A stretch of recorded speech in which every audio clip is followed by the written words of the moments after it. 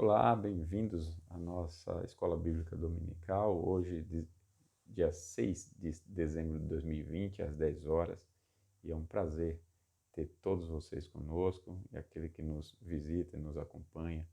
É um privilégio muito grande, é uma alegria. Queremos desejar aproveitar e estender o convite para nos visitar num encontro presencial aos domingos às 8 da manhã, das 8 às 9 e das 19 às 20 horas. Nós estamos estudando a lei moral de Deus, já estudamos aí os 10 mandamentos em toda a Escritura, como deve ser qualquer estudo correto e fiel de qualquer tema das Escrituras.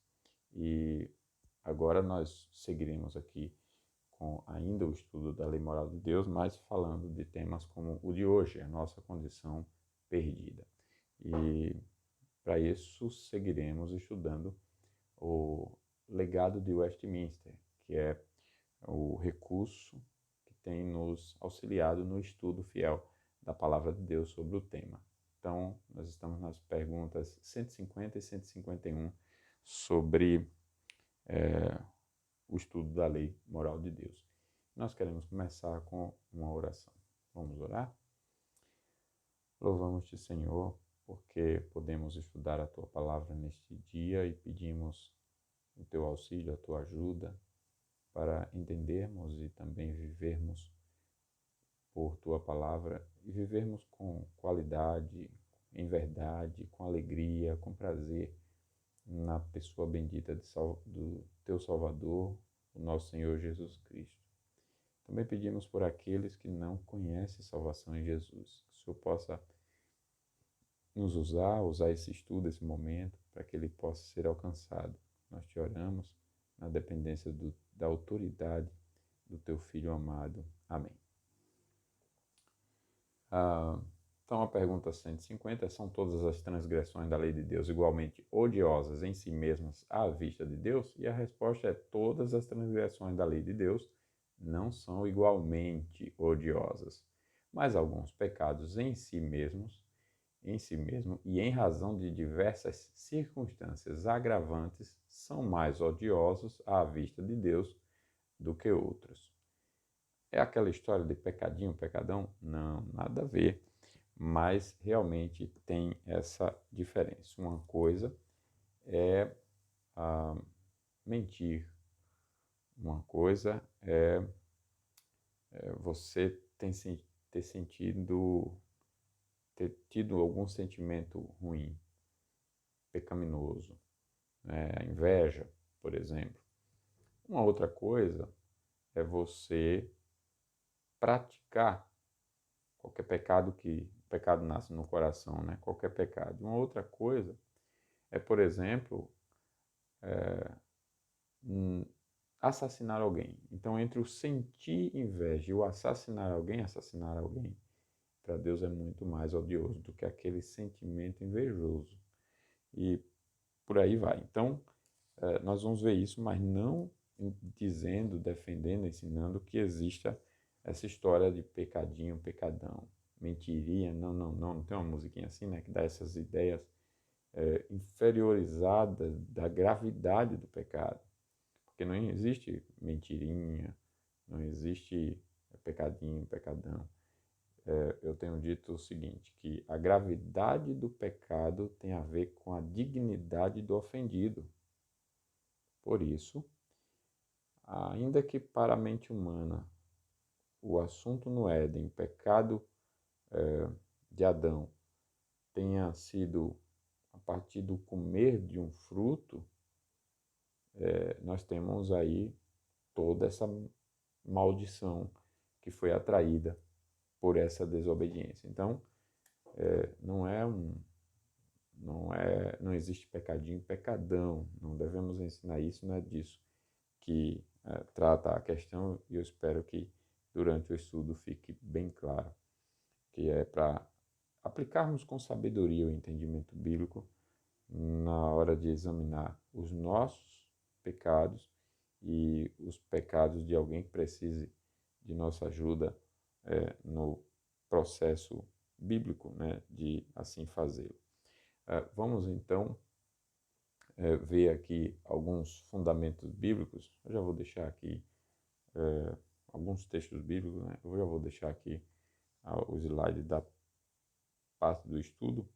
Nós vamos ver o que significa a palavra hediondo, nós vamos ver várias questões aí relacionadas, como, por exemplo, todos os pecados são igualmente hediondos, mas primeiro alguns textos relacionados à pergunta e à resposta. João 19:11, respondeu Jesus: nenhuma autoridade teria sobre mim se de cima não te fosse dada, por isso quem me entregou a ti tem maior pecado. Judas era mais culpado do que quem estava falando contra Jesus ali, né? Se alguém vir o seu irmão cometer pecado não para a morte, pedirá e Deus lhe dará vida aos que não pecam para a morte. É pecado para a morte e por esse não digo que rogue. Então, vamos para o nosso estudo. A palavra hediondo. O que significa aí a palavra hediondo? É extremamente maligno, atroz. É algo extremamente maligno. E todos os pecados são hediondos ou extremamente malignos à vista de Deus? Sim. Não existe pecado sem importância. Não existe. Mesmo o menor pecado é um pecado contra Deus, o Deus infinito e santo, e por isso até mesmo o menor dos pecados é infinitamente maligno. Já se disse que é um grande pecado amar um pequeno pecado. É verdade. Essa declaração pode ser verdadeira. Expõe a inerente malignidade do pecado. Não existe pecado que não conte contra a pessoa, nem pecado que possa ser descartado. Deus não fará isso. Ele é de um nível de santidade que não permite, é impossível aprovar, apoiar ou fingir que não viu qualquer pecado, por menor que pareça ser. Todos os pecados são igualmente maus à vista de Deus? Não. Embora até mesmo o menor pecado seja uma ofensa contra o santo Deus e por isso absolutamente maligno, ainda assim o catecismo ensina que alguns pecados são em si mesmos mais malignos do que outros e que alguns pecados, em razão de fatores agravantes, isso aqui é muito importante, são mais malignos diante de Deus do que outros. O que significa a declaração de que alguns pecados são em si mesmos mais hediondos do que outros diante de Deus. Essa declaração quer dizer que, a parte de quaisquer circunstâncias especiais, alguns pecados são mais hediondos que outros. Assim, por exemplo, o pecado de assassinato é mais hediondo que o do roubo. O pecado do roubo é mais hediondo que o da indolência ou preguiça. E daí por diante. A distorção da Igreja Católica Romana sobre pecados mais hediondos. Como a Igreja Católica Romana usa de modo distorcido o ensinamento bíblico de que alguns pecados são mais hediondos que outros. A Igreja Romana ensina uma falsa distinção entre pecado mortal e pecado venial. Segundo esse entendimento ou sua doutrina, a Igreja Romana, um pecado mortal é uma grave ofensa contra a lei de Deus, que causa a morte eterna e a danação da alma, ao passo que o pecado venial é uma leve ofensa contra a lei de Deus que apenas diminui o seu amor em nossos corações, torna-nos menos dignos do auxílio de Deus e enfraquece a nossa capacidade de resistir ao pecado mortal, melhor dizendo. Por que essa doutrina católica romana é falsa? Essa doutrina é falsa porque a Bíblia ensina que todo e qualquer pecado, até mesmo o menor deles, merece o castigo eterno de Deus. Segundo a Bíblia, o salário do pecado é a morte. Romanos 8:23. Uma declaração geral que abrange todo tipo de pecado. E a Igreja Romana erra ao ensinar que alguns pecados não passam de uma leve ofensa contra a lei de Deus. E como todos são absolutamente indignos do auxílio de Deus, é errado dizer que os pecados veniais nos tornam menos dignos do auxílio de Deus. é completamente errado. Que erro corrente dá uma ideia errada da seriedade do pecado? Aquele que eu falei na introdução. A ideia bem comum e bem cantada e conhecida de pequenos pecados. Pecado, pecadinho, né? No diminutivo. Então, não tem a menor importância esses chamados pequeno pecado. Essa é a ideia de que muitos têm, e que Deus é generoso e compassivo demais para considerá-los contra alguém. Então, olha, foi uma criança e foi sem maldade e tudo mais, e Deus é tão compassivo, e daí você vai passando a ideia mortal de que um pecadinho no conceito humano não é tão grave e digno do inferno assim, e aquela pessoa vai crescer com essa heresia, e se Deus não tiver misericórdia, o destino eterno dela será a perdição eterna. As pessoas tendem a achar que os pecados normalmente cometidos na sociedade civilizada ou entre pessoas respeitáveis têm pouca importância e não é necessário arrepender-se por causa deles. Pecados como inverdades convencionais, olha só, ou dizer mentiras brancas, a blasfêmia amena e ocasional, perder as estribeiras de vez em quando, as leves desonestidades e injustiças nas transações comerciais, esquecer de render graças a Deus antes de tomar as refeições, são a miúdes considerações como meras ninharias sem importância real. Muitas pessoas acham que não são pecadoras de verdade porque não são culpadas de pecados gritantes e escancarados como o assassinato e o roubo liberais. A pessoa, porque não assassinou, ela acha: eu não sou tão pecador, eu não assassino, eu não sou tão pecador, eu não roubo, eu não sou tão pecador porque eu não adultério. Mas não é só isso que é pecado na Bíblia, né? Alguns se consideram bons cristãos só porque não são culpados de pecados especialmente maus, acima da média dos seus próximos. Há aqueles que alegam não ter pecados de verdade, embora admitam que tenham umas poucas faltas e falhas. Precisamos compreender que o padrão do mundo para o pecado e para a justiça e o padrão de Deus são opostos, diferentes, nada a ver. Né? O que significa o pecado para a morte?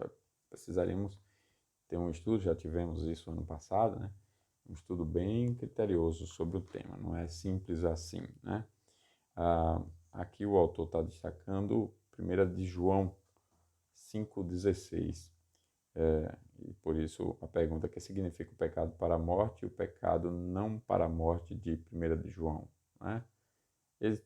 Entende-se comumente que o pecado para a morte significa uma forma de pecado que resulta inevitavelmente na morte eterna, pois exclui qualquer possibilidade de arrependimento, isto é, a rejeição deliberada, definitiva e continuada do Evangelho de Jesus Cristo, quando o Espírito Santo, por fim, deixa de pleitear com a pessoa e a abandona à dureza pecaminosa do seu próprio coração.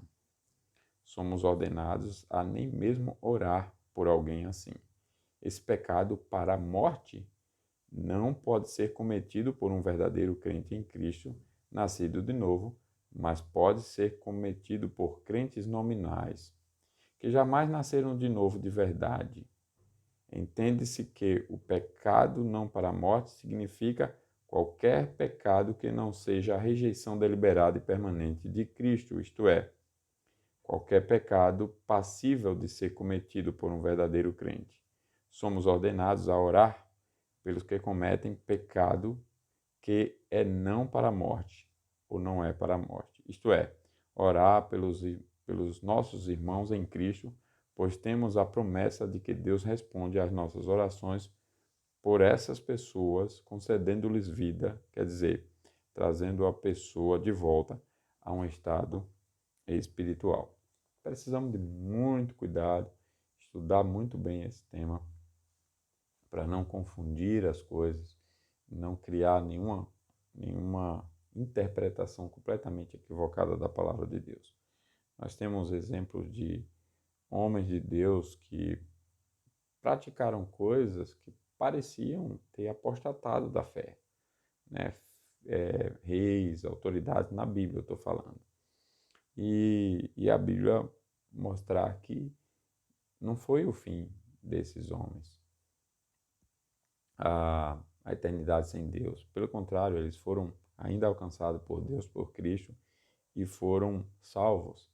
No Antigo Testamento tem um rei muito terrível chamado Manassés, e é inimaginável que haveria salvação ali, até porque ele tinha sido criado por um rei muito bondoso, e seu pai, e ele aprende a palavra de Deus, ele é ensinado na palavra de Deus, ele está na cultura ali do povo de Deus, crescendo e aprendendo sobre o padrão das Escrituras. Não obstante, ele idolatra, ele pratica assassinato, leva o povo a se prostituir espiritualmente, pratica várias coisas horríveis e, não obstante, Deus o alcança, Deus o salva. Então precisamos ter muito cuidado na leitura e interpretação desse tema. Por outro lado, devemos entender que é exatamente isso e ter um cuidado com as nossas vidas, porque é isso mesmo, se a pessoa chegar a um nível de rebelião, de rejeição da verdade do Evangelho em Cristo, que não tenha mais o que fazer, a Bíblia vai descrever, no meu entendimento, e eu digo isso até com base no que vi de vários autores reformados sobre o tema, a Bíblia vai mostrar que esse pecado para a morte, ou pecado que não tem mais, né, que resulta inevitavelmente na morte eterna, não é um pecado impossível de ser perdoado, porque Deus não tem poder para perdoar, porque o perdão de Deus não é soberano, não tem nada a ver. É porque todos os meios de Deus para a salvação foram utilizados e consciente e deliberadamente a pessoa os rejeita. Então, é disso que fala o texto, né? Vamos seguir aqui com a pergunta 151. Quais são as circunstâncias agravantes que tornam alguns pecados mais odiosos do que outros? E a resposta, nós temos uma resposta grande, vamos estudar ainda, continuar domingo que vem, a essa pergunta, a resposta é muito grande. Então, nós dividimos e hoje veremos apenas a primeira parte da pergunta, né? Na verdade, o catecismo já faz essa divisão. E a resposta, então, é: alguns pecados se tornam mais agravantes, primeiro, em razão dos ofensores, se forem pessoas de idade mais madura, de maior experiência ou graça. Se forem eminentes pela vida cristã, dons, posição, ofícios, se forem guias para outros e pessoas cujo exemplo será provavelmente seguido por outros. Então, nós temos aí a primeira parte da resposta, deixando claro já várias questões. Em outras palavras, uma coisa é uma criança mentindo, outra coisa é um adulto mentindo, outra coisa é o pai, e outra coisa é o pastor da igreja mentindo. Então, olha só, a criança mentindo, não é que a mentira da criança não seja mentira, não seja odiosa, Deus não rejeite, não seja a pessoa seja inocente porque ela é inexperiente, nada disso, nós já vimos isso, né? Mas significa que quem tem mais experiência, mais idade, é mais culpado, não há dúvida disso. Então, eu vou ler alguns textos aqui só para a gente perceber o fundamento claro das Escrituras em relação a essa resposta também, a essa questão. Jeremias 2:8, os sacerdotes não disseram: onde está o Senhor?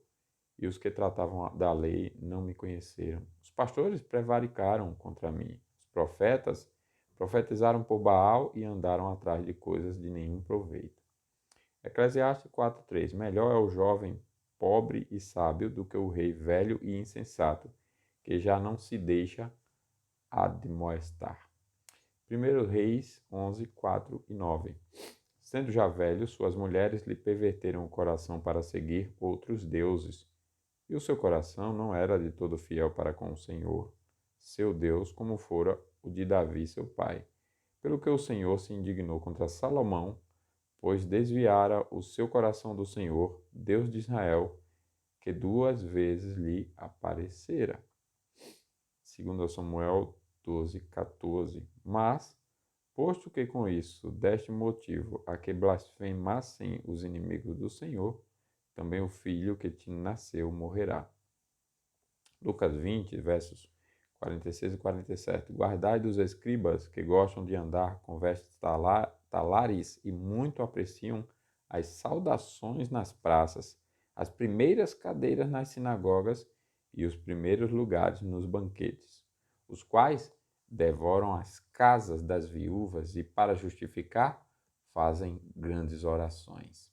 Estes sofrerão juízo muito mais severo.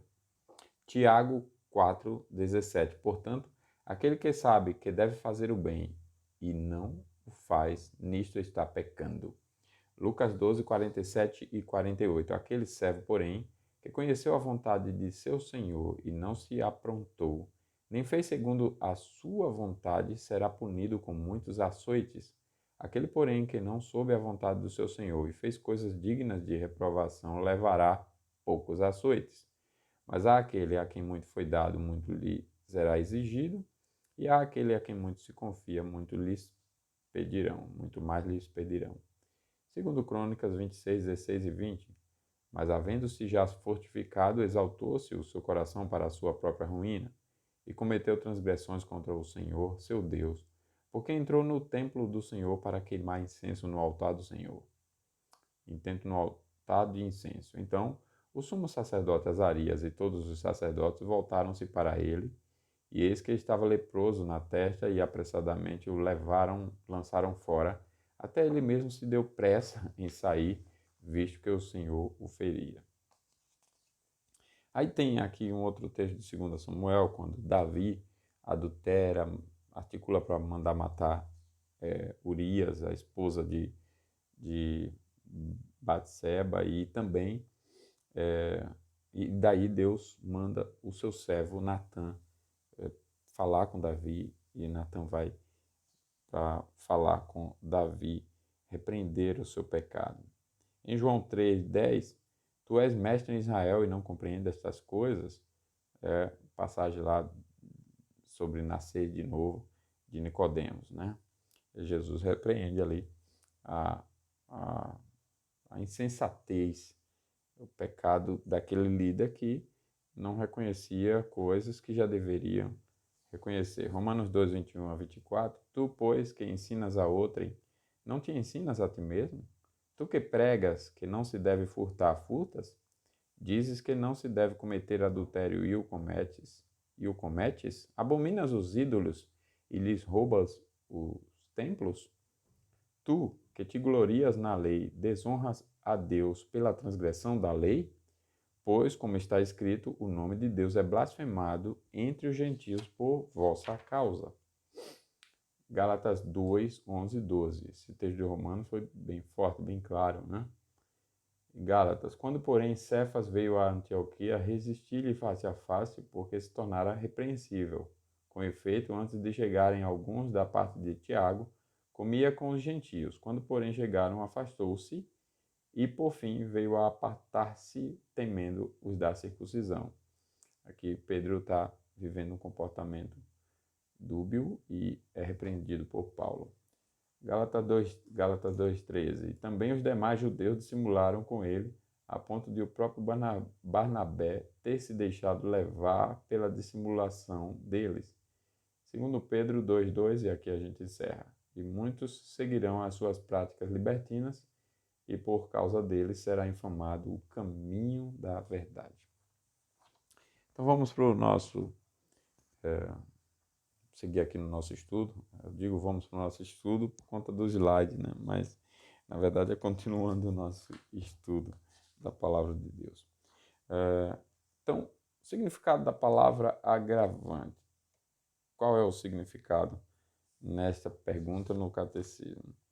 Significa aquilo que agrava ou piora, que torna qualquer questão mais pesada ou mais séria. O agravante de um pecado é qualquer fator ou circunstância que converte o pecado em algo mais sério e maligno.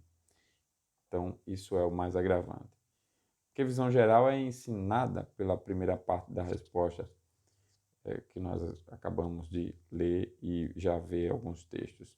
Ensina a verdade geral de que um mesmo pecado cometido por pessoas diferentes envolve diferentes graus de culpa conforme as responsabilidades especiais das pessoas envolvidas. Pecado sempre envolve culpa, mas diversos fatores e circunstâncias podem aumentar a culpa no caso de pessoas particulares.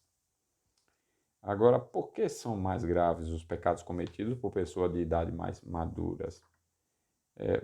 Porque essas pessoas tiveram mais tempo e oportunidade para conhecerem a vontade de Deus, experimentarem a sua graça e salvação e aprenderem a superar a tentação. É natural esperar-se que pessoas de mais idade tenham maior sabedoria, mais experiência e melhor discernimento do que o esperado das pessoas mais jovens.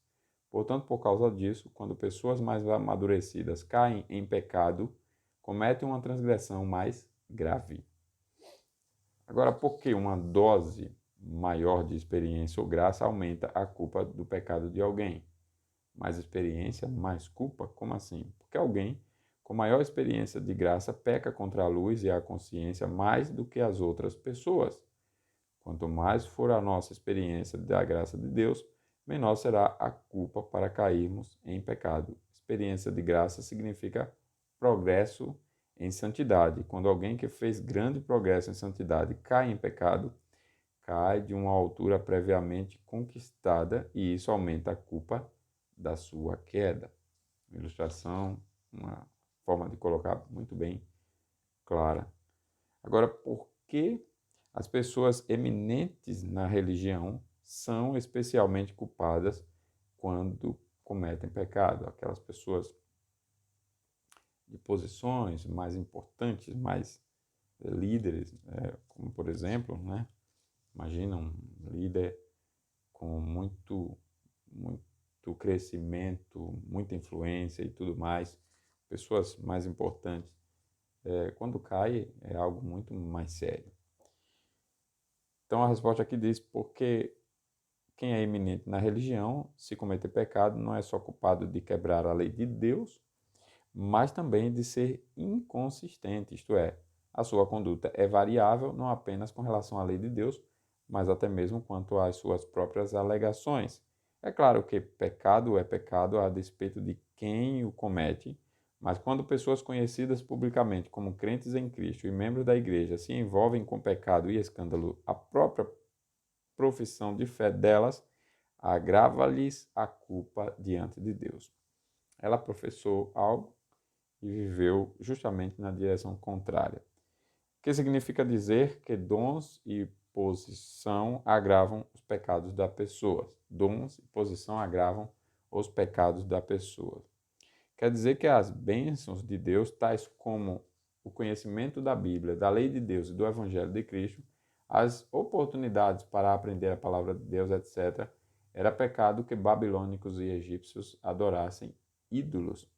Mas era um pecado muito maior que o povo de Israel fizesse isso, pois Deus lhes favorecera com muito maiores dons de luz e do conhecimento. Então o povo de Deus tinha mais culpa em seus pecados, mesmo que fossem os mesmos pecados. E Deus diz: vocês estão fazendo o que essas nações que não têm esse privilégio que vocês têm de me conhecer, vocês estão fazendo a mesma coisa. E Deus repreendia com maior rigor. Posição. O que é que significa posição? Quer dizer o posto ou cargo ocupado na sociedade humana. Quanto mais proeminente for alguém, tanto maior será a sua responsabilidade e mais agravada a sua transgressão. É assim porque todos os que são proeminentes na sociedade têm inevitavelmente uma influência bem maior que os obscuros ou os praticamente desconhecidos. Quando alguém de proeminência consegue um divórcio não bíblico, essa notícia se espalha de uma ponta a outra do país, ao passo que chama pouquíssima atenção se for com outro alguém obscuro. De novo, isso não significa que há diferença no pecado. E também que não significa que a pessoa então pode pecar. Já que eu não sou uma autoridade, já que eu não sou o conselho da igreja, não devemos pensar dessa forma. Isso é pecado. A responsabilidade de um oficial da igreja ou do Estado. De que modo um oficial desse afeta a sua responsabilidade para fazer o que é certo. Quem exerce função oficial na igreja ou no Estado é visado pelas pessoas ou membros da igreja comuns e espera-se que deem bom exemplo e se conduzam corretamente. A criança faz isso, né? Ela vê seus pais e ela, dependendo do que os seus pais fizerem, elas vão fazer também. Quando não há, então a mesma coisa que com os líderes. Quando não agem assim, a culpa torna-se pior por causa das posições oficiais que ocupam. Há alguns anos, um certo presidente nos Estados Unidos visitou a Europa e chocou e escandalizou os crentes da Holanda por viajar de trem no dia do Senhor. Muitos turistas americanos na Holanda tinham cometido o mesmo pecado, mas foi particularmente ofensivo quando o ex-presidente o cometeu e, é claro, incorreu em mais grave culpa. Semelhantemente, quando um ministro, presbítero ou diácono se envolve com um erro, é muito mais sério do que se o mesmo pecado for cometido por um membro comum da igreja. Então, pastor, presbítero, diácono, que está praticando aquilo que um membro comum também está praticando, é muito mais grave no líder. Como a responsabilidade pelo bem-estar moral dos outros pode piorar o pecado de alguém. Como membros da sociedade humana, e especialmente como crentes em Cristo, somos responsáveis pelo bem-estar moral do nosso próximo. A nossa responsabilidade pelos nossos pecados é medida não apenas pelos pecados em si mesmos, mas também pela influência deles sobre os outros. Portanto, quem está em posição de liderança, que é guia de outros e cujo exemplo é passível de ser seguido pelos outros, tem uma responsabilidade extra e, ao pecar, comete uma transgressão mais grave. Assim, por exemplo, o comportamento de um professor pode ser imitado pelos seus alunos. As ações das crianças mais velhas podem ser imitadas pelas crianças mais novas. Os membros de uma igreja tendem a achar que é certo fazer aquilo que veem os seus oficiais fazerem, etc. Pessoas cujas condutas pecaminosas tendam a levar outros a pecar têm claramente de prestar contas por um pecado duplo, o seu próprio pecado e o pecado do seu próximo, por ele levado a desviar-se.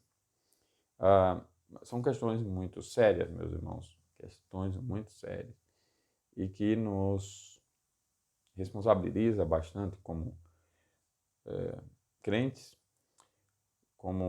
porque o mundo não conhece, como nós os conhecemos, a palavra de Deus, a vontade de Deus.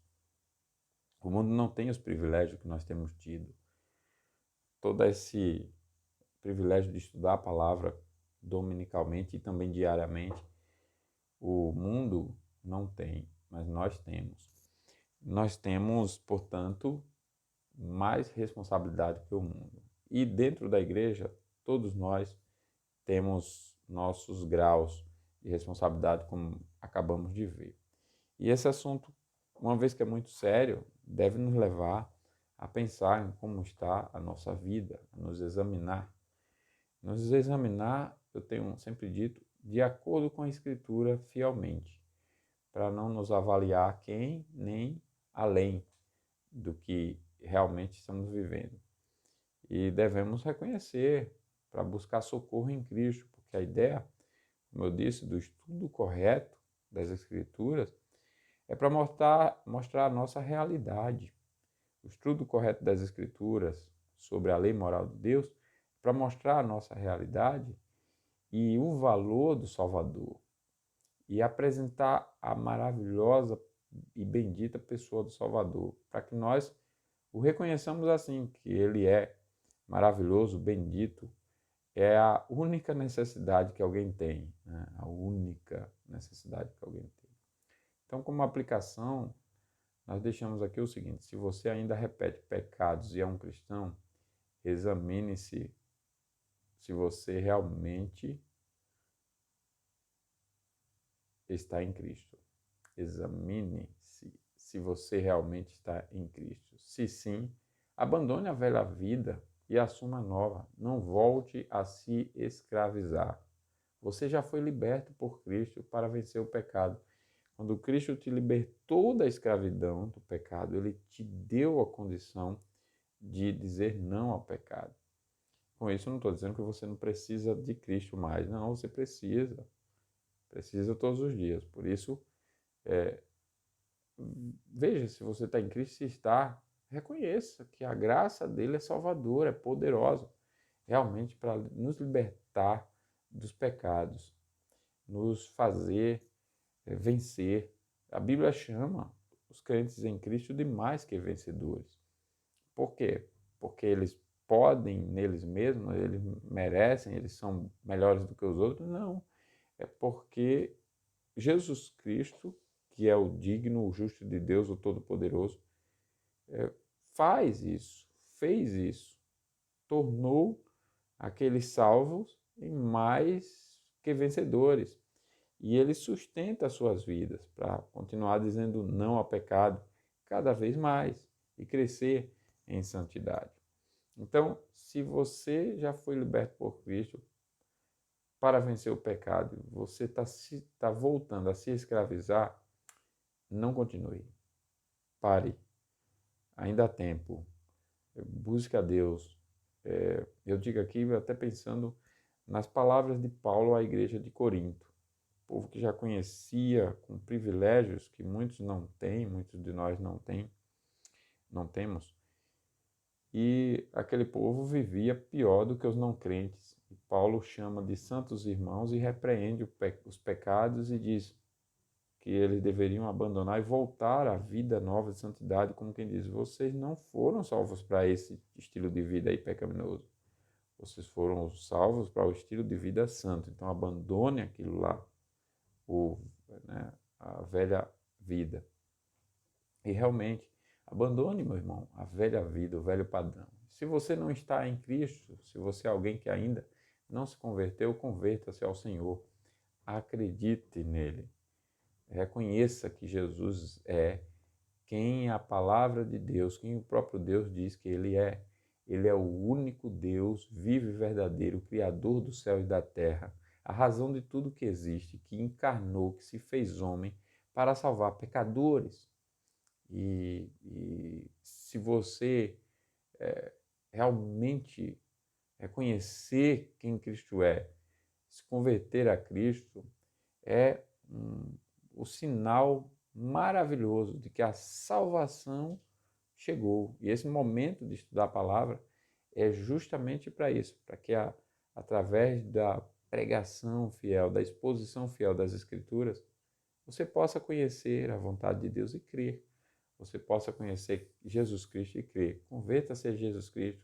Reconheça que você precisa dele, da sua salvação, da morte dele na cruz, da sua justiça, para que você fosse perdoado e fosse reconciliado com Deus. Reconheça a sua desesperada e total necessidade de Cristo, para que possa haver salvação, reconciliação sua com Deus, com o Salvador, e perdão e graça. Você irá experimentar a paz que o mundo não pode dar, não pode dar. Você vai viver a viva esperança, não essas esperanças passageiras, enganadoras, mortas, mas a viva esperança, que é a palavra de Deus em Cristo, que é a pessoa bendita de Jesus Cristo, a eternidade com Cristo, a vida eterna que só Jesus pode dar.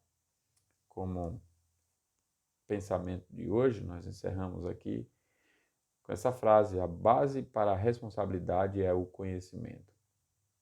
Então, conheça e viva a palavra de Deus, né? Conheça. Não ache que você, então, com isso, não deve querer conhecer, porque vai pecar por não conhecer, né? Por não ter conhecido. Se bem que a Bíblia diz que conhecimento de Deus já é nato, né? Já é inato. O ser humano nasce com esse conhecimento de Deus. E a luz da natureza revela a Deus de tal forma que ninguém será indesculpável diante de Deus.